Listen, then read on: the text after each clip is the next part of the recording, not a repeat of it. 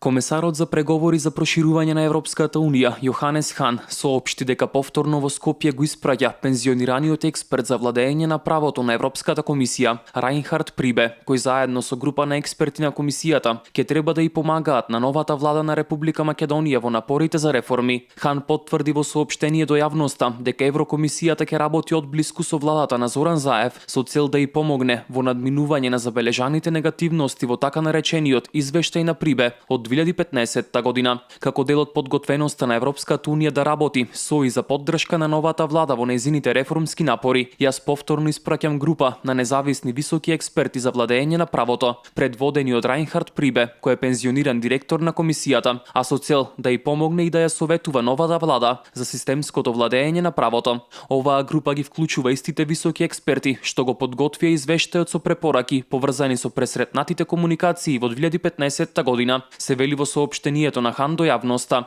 Во рамките на дводневната посета на Брисел, председателот на ВМРО ДПМН Никола Груевски оствари средба со еврокомесарот Хан, на која, како што беше соопштено, Груевски апелирал дека Македонија треба час поскоро да ги започне пристапните преговори за членство во Унијата. Груевски посочи дека согласно до сега постигнатото, Македонија треба да добие почеток на преговори за членство во Унијата, иако во текот на преговорите ќе има и нови реформи, бидејќи реформите се процес што никогаш не запира. Според најавите, веќе во понеделник новиот претседател на владата на Република Македонија Зоран Заев ќе отпатува во Брисел, каде ќе биде пречекан од високата представничка за надворешна и безбедносна политика на Европската Унија Федерика Могерини и еврокомесарот Јоханес Хан. Могерини и Хан на средбата со Заев ќе ја повторат својата подготвеност за поддршка на новата влада, како и на опозицијата во нивните напори конструктивно да се испорача нивната заедничка цел за реформи поврзани со Европската Унија. Тие ја нудат својата помош во овој поглед и ќе инсистираат на имплементација на сите делови од договорот во Пржино и на итните реформски приоритети, истакнува портпаролката на Европската комисија Маја Коцијанчич. Во извештајот на Прибе, изготвен во 2015 година, нотирани беа недостатоци во неколку области: